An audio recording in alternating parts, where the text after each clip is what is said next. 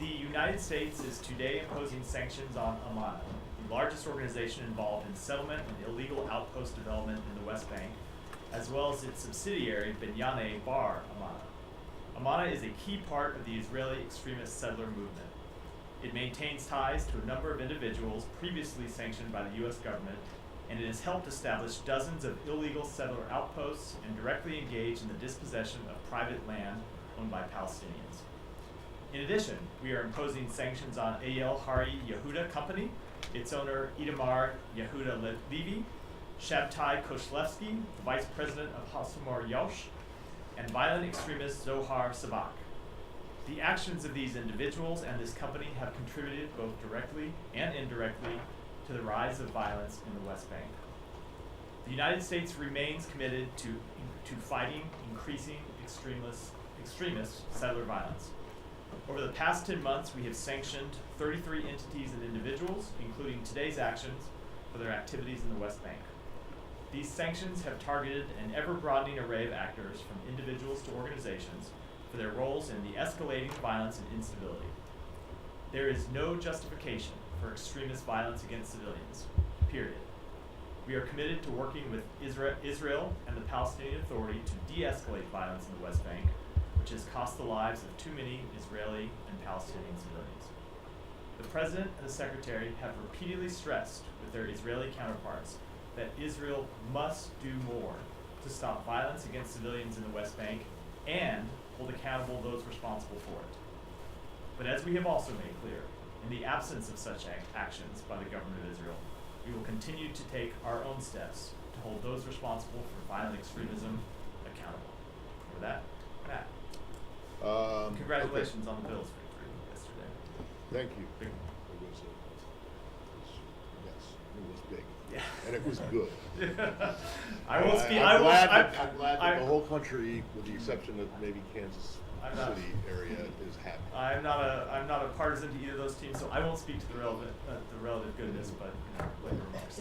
Well, thank you. Before we get back to the, what I'm sure will be a lot of questions about the Middle East, I just wanted to ask you quickly about transition. Is there anything new to report on contacts between incoming team and state? So a couple things. With respect to the official transition process, no, there's nothing that has changed. I'll let other agencies speak to the memorandum of understanding process. My understanding is that there has not been a signed memorandum of understanding, which is what has to take place before the incoming administration's transition team can come start work here, getting briefed and getting access to information to proceed in the transition process. That process has not changed. There has been an additional contact I can read out. The Secretary phoned Secretary-designate Marco Rubio yesterday to offer his congratulations on his appointment and to pledge to him, as we have said publicly, that we will do everything within our power to make it a successful transition. Okay, and that was the extent of it? That was the extent of the call, yeah. Okay. Now, on to the, does anyone have another transition question? I'm not going to get into any further specifics other than that what I said, which is he called to offer his congratulations and pledged that we would work to make it a successful transition.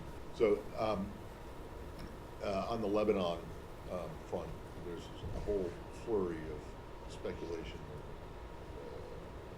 reports that something is in the works. Can you fill us in on where things stand? So we continue to be engaged with our Israeli counterparts, with the government of Lebanon, with a number of other countries, both in the region and outside the region, to try and reach a resolution to the conflict across the Blue Line. As you know, we've been trying for some time to get a resolution that would see UN Security Council Resolution 1701 fully enforced, and we are making progress on it, but I wouldn't want to comment on it beyond that. Do you know if are people heading up to the region? Well, we always have people moving around various places in the region, but with respect to any travel to Lebanon, I don't have any announced today. Okay. Not everybody at once. Yes, sir. All right, Alex. Front row is very demure today. It's like everybody else was watching the If no Bills one- game and celebrating. No. No. Can we just stay then on the Middle East if you want? Sure. I just on Gaza. Yeah. And the aid situation, which does not seem to have improved significantly at all since last week when your announcement last week. What's the latest on that? So we have seen the situation improve, though to see the actual realization of all of those improvements, we do think will take some time. But we have seen the government of Israel take additional steps. They voted last week to allow 250 trucks per day and then in addition, the Prime Minister instructed the Minister of Defense to make every effort to get that level of daily truck deliveries up to 350, which is the number that we called for in the letter. As you know, they now have 5 crossings open. They reopened a crossing that had been closed. They opened a new crossing, things that we called for. They restarted the Jordan Air Forces corridor, something that we had called for. They've removed 30 items from the dual-use restricted list, something that we had called for in the letter on behalf of a number of humanitarian organizations that have been calling for those steps to be taken. They restored deliveries to the north. They expanded the Mawasi humanitarian zone by 25%, something that we had called for in the letter. They are implementing the UN's plan to prepare for winter, which includes things like repairing roads, facilitating the entry of winter-specific aid, vaccinations for winter-specific diseases. And so we have seen them take a number of steps, some of which have been public, some of which they have communicated to us, and I'm making public now. And it will take some time to see whether those actually translate to what they're supposed to translate to, which is more humanitarian assistance making it into Gaza, and then more humanitarian assistance making it to the actual people inside Gaza that need to get it. And that's what we're committed to seeing take place over the coming weeks. I guess this is related to sort of transition. Do you have any comment on reporting about Elon Musk meeting with the Iranian ambassador last week, Monday? I don't. Going back to Lebanon, Matt, can you say whether there have been any gaps that have narrowed in the negotiations over a diplomatic resolution here? Has Hezbollah presented any response to the proposals that are said to have been briefed to them? You know, I just don't think it's productive, unfortunately, to get into the details of the back and forth negotiations, only to say that we've been at this for some time now.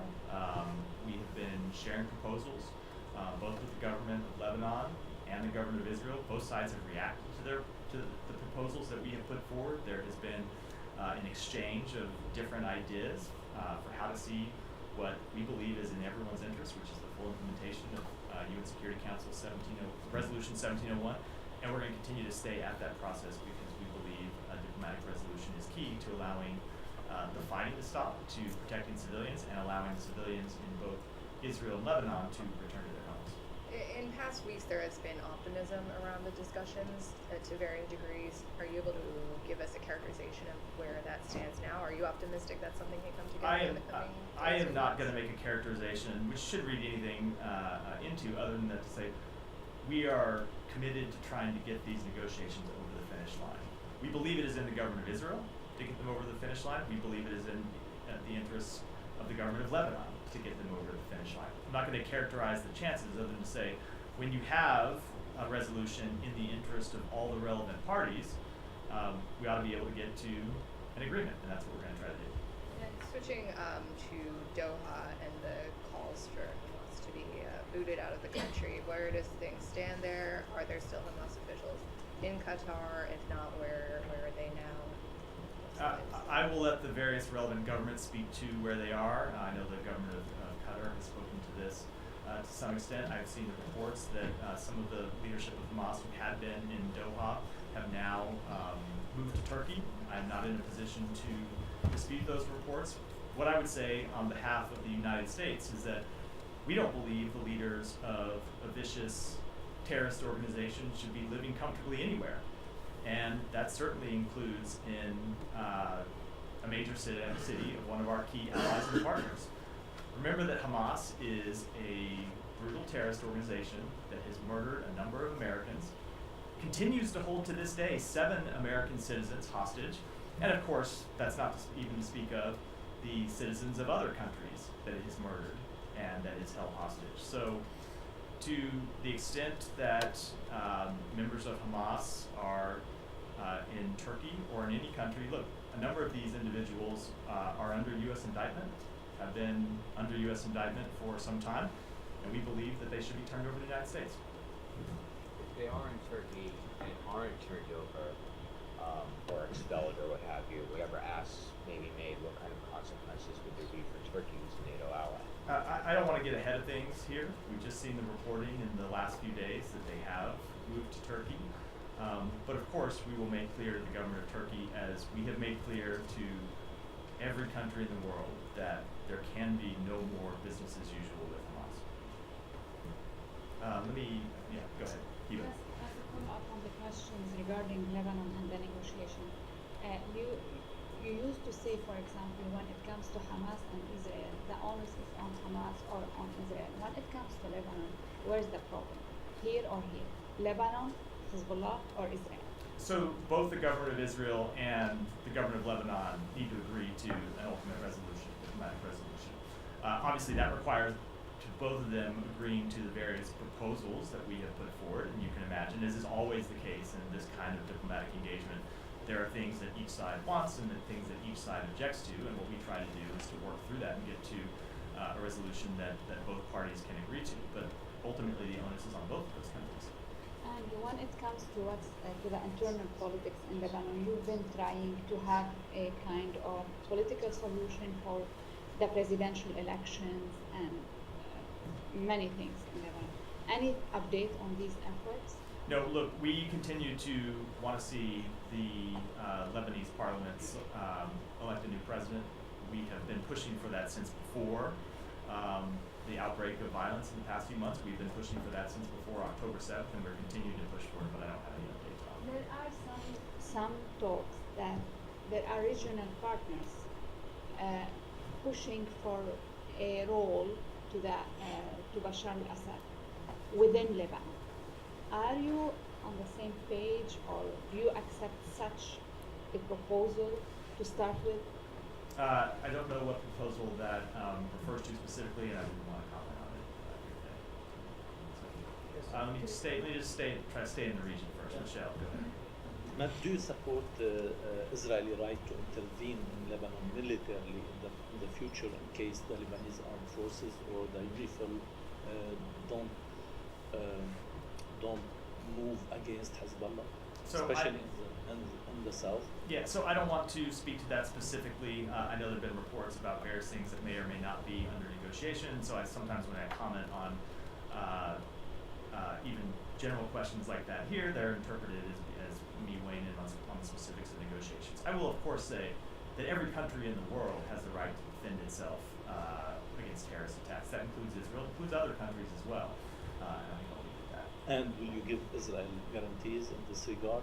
I'm just not going to speak to the underlying diplomatic negotiations. And is there only one draft that you are working on, or two drafts? Only one. I think I'm going to have to apply my previous answer, because I'm not going to talk to the specifics of the negotiations. Ultimately, we're looking to a proposal that can be agreed to by both countries. And do you know if Folkestein is going today to Lebanon, or? I would refer you to the White House for that. Almost hasn't worked here for more than a year now, but I'm direct you to NSC to speak to his travel schedule. Go. Thank you, Matt. Over the weekend, Haaretz reported on Israel's crackdown on foreign activists in the occupied West Bank, stating that at least 16 foreign activists, many of them our Americans, have been expelled from Israel since last October after being detained in the West Bank. Have you seen these reports, and do you have any reaction? Do you believe that Israel is deliberately targeting foreign activists? Yeah, we have seen the reports, and we are currently gathering more information about them. I don't have any specific information to speak to, and so don't have any comment on them, but would say in general, we support the rule of law and due process, and will continue to advocate for these principles, especially when they pertain to the treatment of U.S. citizens.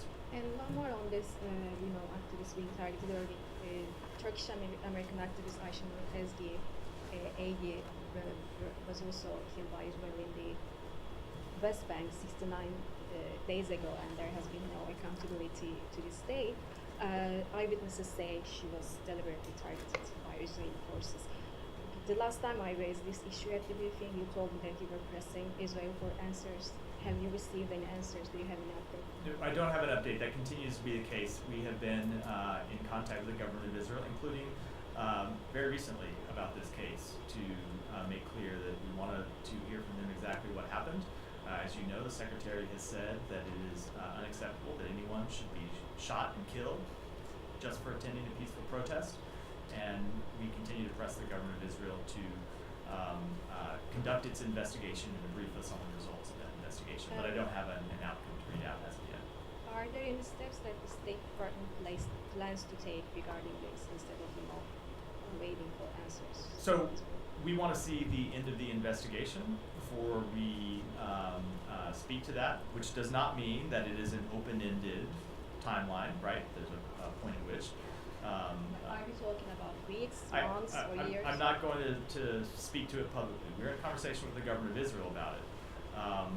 But we want to see the investigation be thorough, and then when we see the results, we'll of course be willing to speak to them at that time, as well as any additional steps that may or may not be warranted.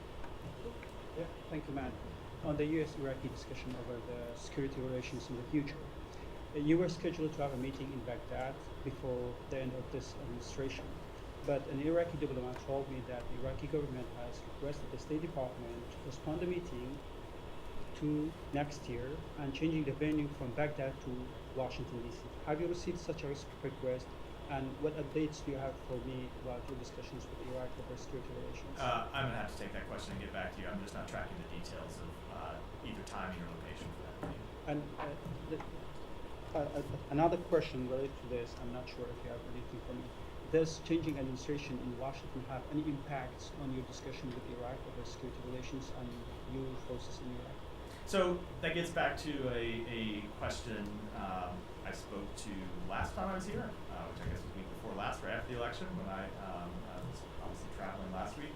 And the general answer to that is I obviously can't speak to what the next administration will do on any policy area anywhere around the world.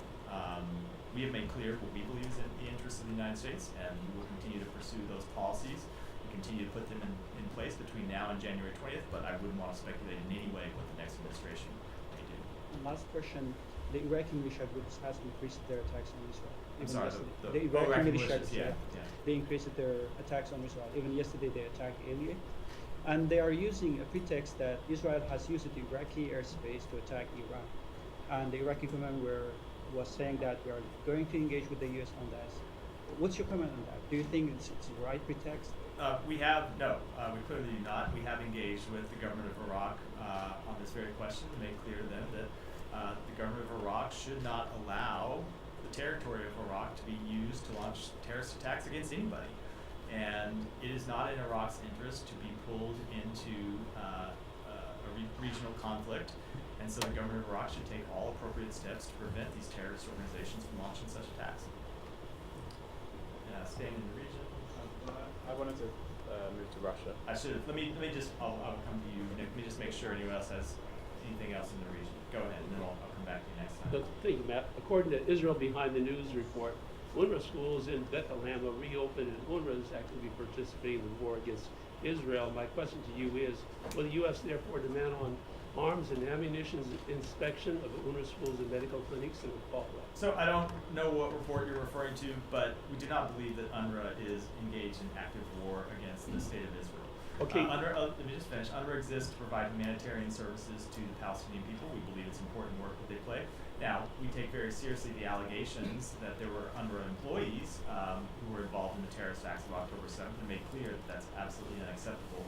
And those employees must be held accountable for those actions, but that's different than painting with a broad brush the entire organization. Again, another issue. In light of the U.S. UNRWA Accord, which conditions U.S. aid to UNRWA on the removal incitement in texts and murals from UNRWA, will the U.S. demand that murals and texts which glorify murder of Jews be removed from UNRWA refugee camps in Bethlehem? I don't know exactly what specific report you're referring to, so I'm not going to comment on that.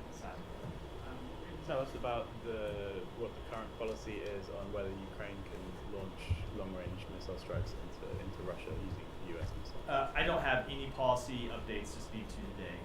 As you know, since even before Russia launched its full-scale invasion, the United States has marshaled a coalition of more than 50 countries to provide assistance to Ukraine and to hold Russia accountable for its actions.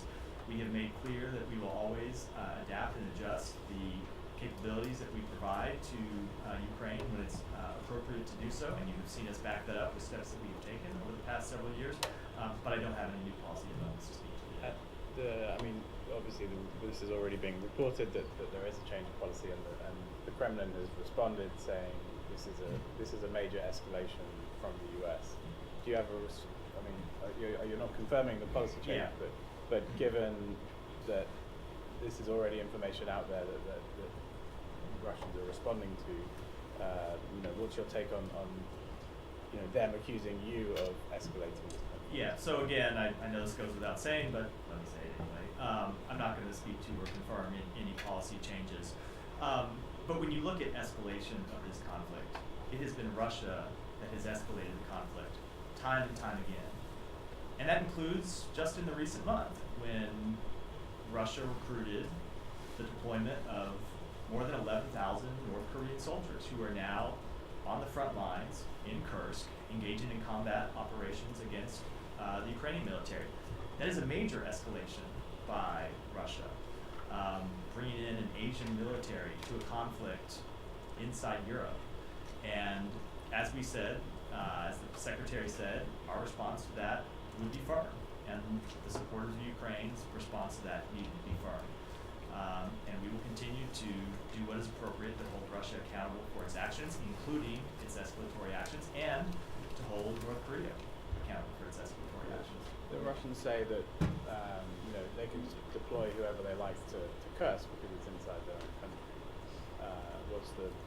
What's the kind of principle here that the country can't bring in other troops? So the first principle that we need to remember, of course, and I know you haven't forgotten this, but for everyone else, is that it is Russia that started this war by invading the sovereign territory of its neighbor. Russia that invaded Ukraine supported proxy war in 2014, and then that launched a full-scale invasion of Ukraine in 2022. And so if Russia wanted to stop the attacks on its territory, it's the aggressor here, and it could withdraw from Ukraine. It could stop targeting Ukrainian civilians. It could stop targeting Ukrainian civilian infrastructure. It could stop occupying Ukrainian territory. So, it matters very much who is the aggressor in this conflict and who is the victim. But the fact that Ukraine is defending the occupation of its territory by launching attacks inside Russia in no way justifies the escalation of this conflict by introducing a foreign army into conflict directly with Ukrainian soldiers. And you've said that since the election of Donald Trump as the president-elect, you said you will surge remaining military assistance to Ukraine, with I guess the idea of strengthening the Ukrainians.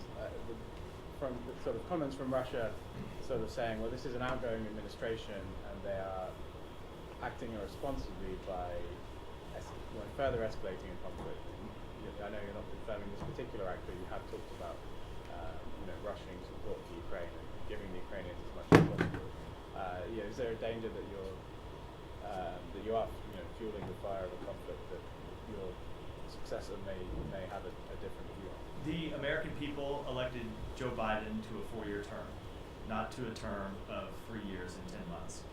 And we will use every day of our term to pursue the foreign policy interests that we believe are on behalf, that we believe are in the interests of the American people. If the incoming administration wants to take a different view, that is of course their right to do so, and I expect in many cases they will do so. But it is our duty to fulfill the mandate that the American people gave to President Biden, and we will continue to do that. And I would add that when you look at the position of the American public on support for Ukraine, There's been overwhelming support among the American people. There's been overwhelming support in Congress for providing this aid to Ukraine. So we're going to continue to provide it and get all of it out the door before we leave office. Yeah, Jan, go ahead. Russia and North Korea.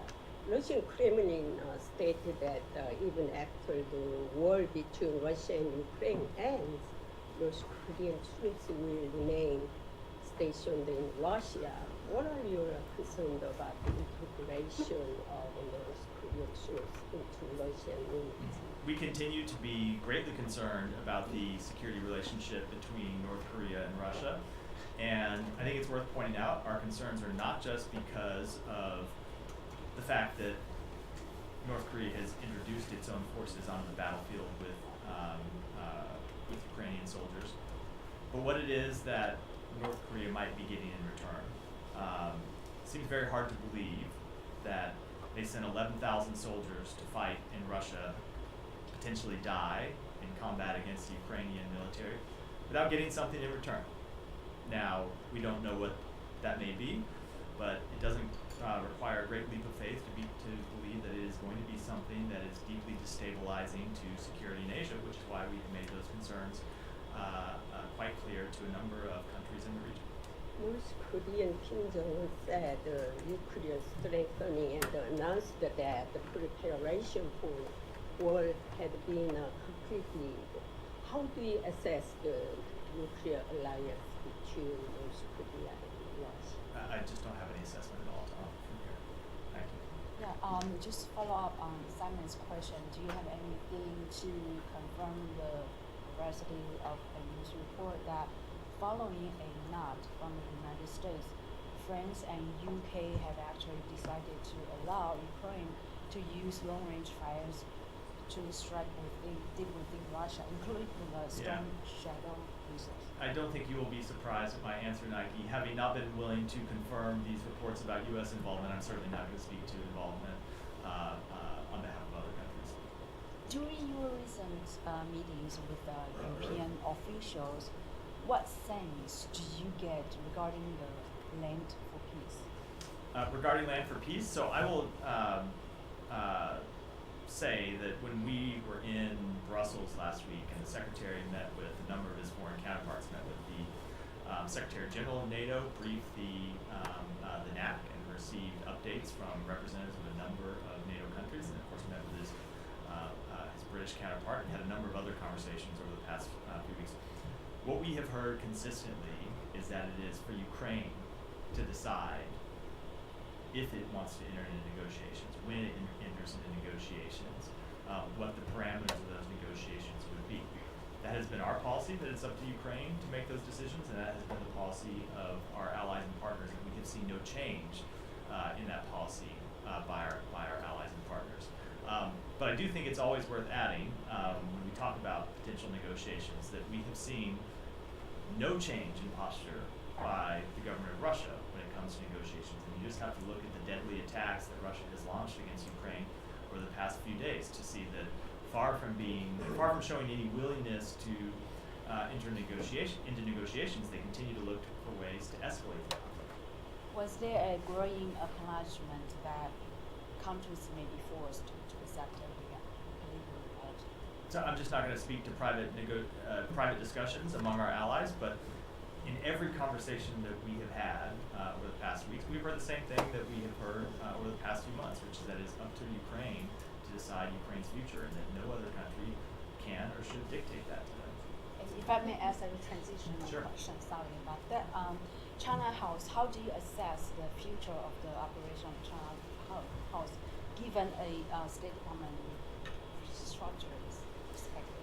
Yeah, so again, I'm a little loath to predict the future under the incoming administration. I will speak on behalf of this administration and say that we have seen the work of China House to be absolutely instrumental to the policies we have pursued to manage our competition with China appropriately and to rally our allies and partners to the threat that China poses in many cases.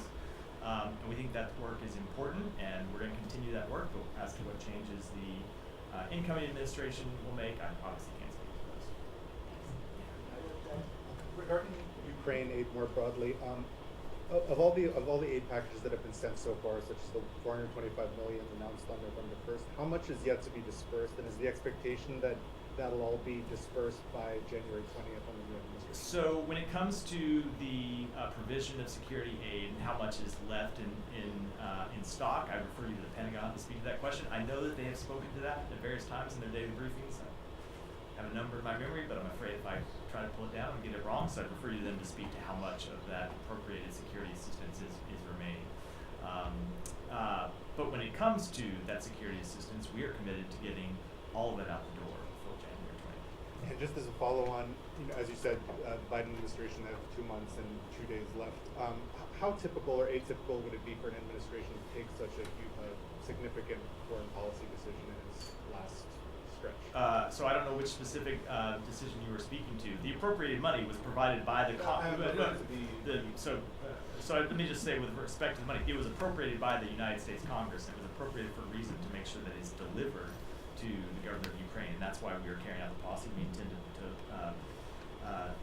to faithfully carry out that duty. When it comes to any potential policy changes, as I said, the president was elected to a 4-year term, and the American people expect him to govern for a 4-year term, and the American people expect him to make the decisions that he believes are appropriate. There is no one who thinks that for the first 2 months of the next term, they're supposed to continue to carry out the decisions made by this president. That's not how presidential terms work. There's one president at a time, and as long as Joe Biden is the president, he will make the appropriate decisions, and when the next president takes office, he can make his own decisions. Yeah. Thank you, Matt. Just a couple kind of clarifying questions. This is clarifying for me, it might be clear for others. Would you rather not talk about policy change, or there is no change? I said I'm not going to speak to any potential policy changes one way or the other. I mean, the secretary. I don't think you're unclear, Alex.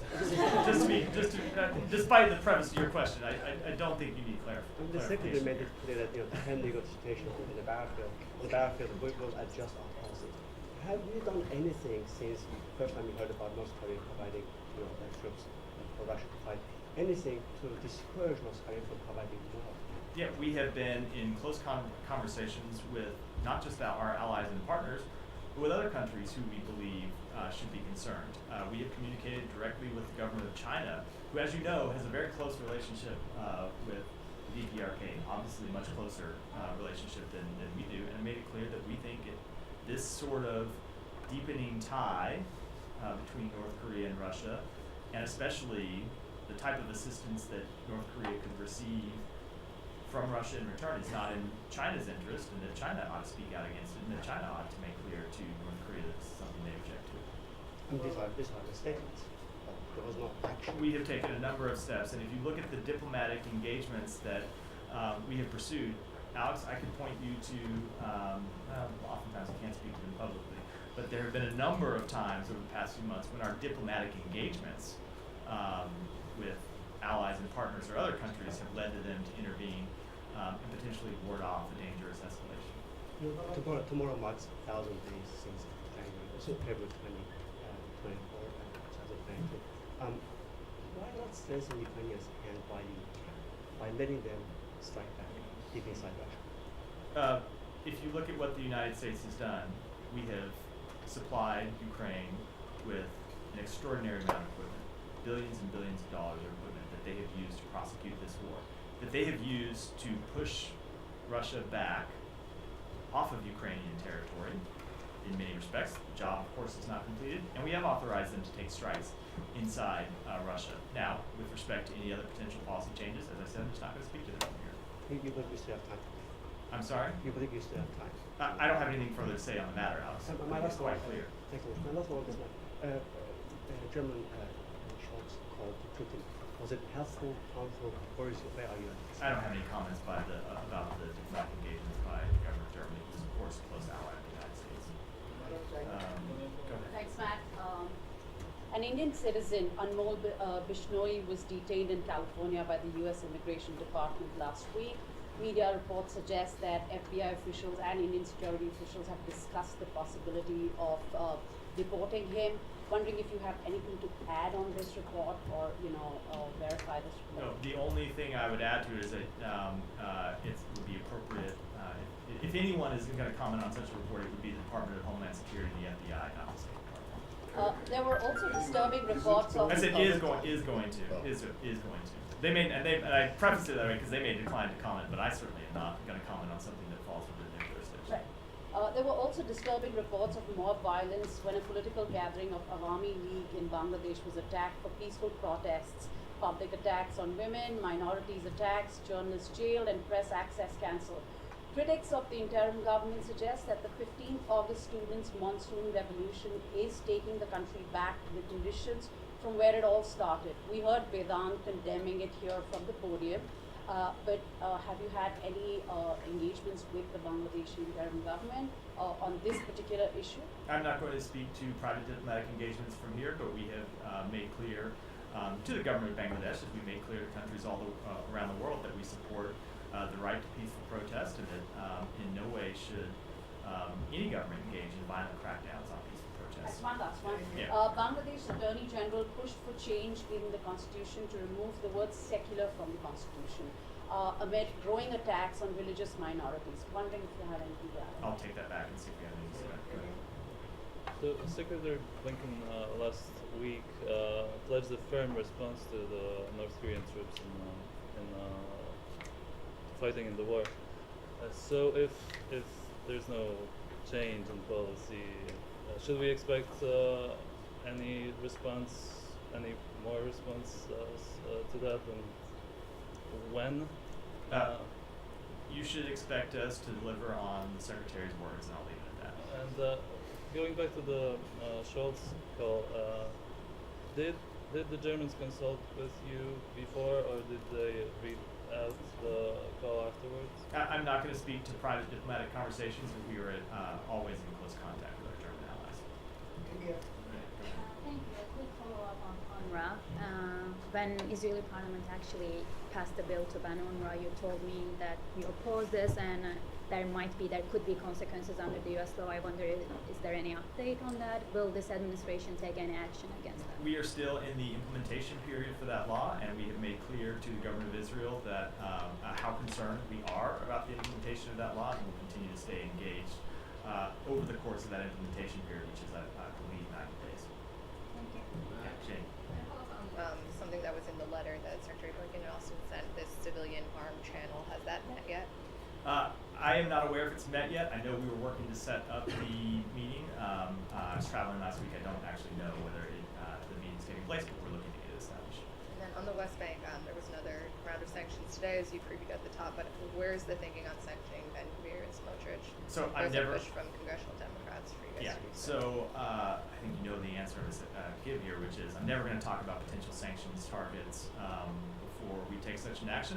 Just as if you had asked us last week if we were going to sanction any of the organizations that we sanctioned today, I would have said we're not going to speak to potential actions. But we do mean it when we say the government of Israel needs to take further actions to crack down on those responsible for extremist settler violence, and if they don't, we are committed to taking our own actions. you support your partners sanctioning these two Israeli ministries, as the Brits have suggested they would do? I'm not going to speak to hypotheticals. These are the type of things that we discuss with them privately, but I think I would do that. Yeah, I'm sorry. There was a statement about Tom Perriello going to Sudan. He's already there, I believe. And the Sudanese government put out a statement talking about some of the meetings that have happened that he had discussed with the Sovereign Council there. Several suggestions about I think mostly about humanitarian aid and political process to end the war. Is there anything you can tell us about what those suggestions have been from the special envoy? So, just speaking generally, without getting the specifics of his meetings today, he was in Sudan to engage with Sudanese officials, including President Barhan, and other members of Sudanese civil society, to make clear our commitment to a civilian government, and when speaking to President Barhan and members of the Sovereign Council, to stress the need to stop the fighting and enable unhindered humanitarian access. So when he met with Sudanese civil society members, he talked about humanitarian work across ethnic lines to provide emergency assistance to vulnerable communities and internally displaced persons, including women. And he pressed with the government the need for further steps, given the scale and need of the challenge to allow humanitarian assistance in. This conflict continues to not get the attention I think it merits from the world, given the scale of the suffering, given the scale of the death, given the humanitarian assistance problem. And so we were there to continue to press the government to do all it can to not hinder the provision of humanitarian assistance. And of course, we ultimately continue to want to get to a ceasefire and end the fighting. Did General Burhan agree to some of these things that you're suggesting? I don't have a further readout of the meeting. I haven't talked to Tom since the end of those meetings, which were just today. So I don't know specifically to what the general has said. Is part of that like these relief corridors to get aid into Al-Fasher, Sennar, and parts of Khartoum? Let me take it back. I need to talk to the special envoy or his team and get you a more complete answer. Back to the Ukraine issue. On the reported permission for Ukraine to use long-range missiles, regardless of who's responsible for escalation, are you able to give us an assessment of whether there will be an escalation going forward, and how did the United States... Of whether what? If there's an escalation going forward, how did the By United... whom? I'm lost in the question, so... Yes. Can you give us an estimation as to if there will be an escalation, how will the United States cope with the situation? You mean like if there's a further escalation Yes, by on the Russia? battleground. No, I wouldn't want to preview how we might respond to a hypothetical situation. And is there any sort of interaction between the Secretary and his Russian counterpart at the G20? No. Matthew, good afternoon. Yeah. The Vatican Secretary of State Cardinal Pietro Parolin said, quote, on discussing the Ukraine war, quote, "This war risks dragging us into a nuclear confrontation, a descent into the abyss." He just said that. What's the State Department's reaction to that statement by the Cardinal? That we want to see the war end in a way that provides a just and lasting peace for Ukraine.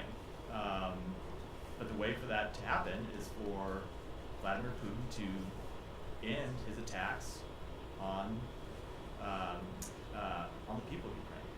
But the war is now 1,000 days old as of tomorrow. Simply, who's winning and who's losing? I'm not going to give you a day-to-day battlefield assessment here, but if you look at what Ukraine has done, going back to the beginning of this conflict, at least the full-scale invasion, we have seen them win the Battle of Kyiv and stop Kyiv from falling when many predicted that it would fall within a month, certainly within weeks. We have seen them take back somewhere around half of the territory that Russia occupied. We have seen them in recent weeks occupy territory inside Russia and continue to defend it. So the Ukrainian forces have performed admirably up against, let's remember, a much bigger country with a military that was much larger at the outset of this conflict, with military that had much more advanced equipment at the outset of this conflict, a gap that we have in many respects bridged through the provision of our assistance. So I'm not going to make any predictions about the future of this conflict, but I'll say if you look back at the way the Ukrainian military has performed over the past 2.5 years, they have performed not just with valor and the dedication, but with real results. How does it all come to an end then? I'm not going to make any predictions about how it comes to an end, but we want it to come to an end in a way that respects Ukraine's territorial integrity, that respects its sovereignty, and that doesn't reward a dictator who is intent on pursuing the acquisition of land through force. Go ahead. Thank you very much. Administration introduced partnership with ban on weapon sales to Saudi Arabia a couple of times. Meanwhile, what we observed, widow of Saudi's land journalist Jamal Khashoggi wife she wrote letters to U.S. senators, almost 100 letters, and only 9 responded. She is seeking for justice. The question is, with the start of this administration, these things, weapon transfer and defense deal with Saudi Arabia, all were linked with humanitarian records, rights, and other things. So, did you guys get some assurances from Saudi Arabia for letting them in these defense deals? So when it comes to the provision of military assistance to any country around the world, of course we take into effect humanitarian record and how our weapons might be used, and we make the decisions appropriately. All right, that will wrap for today. Thanks, everyone.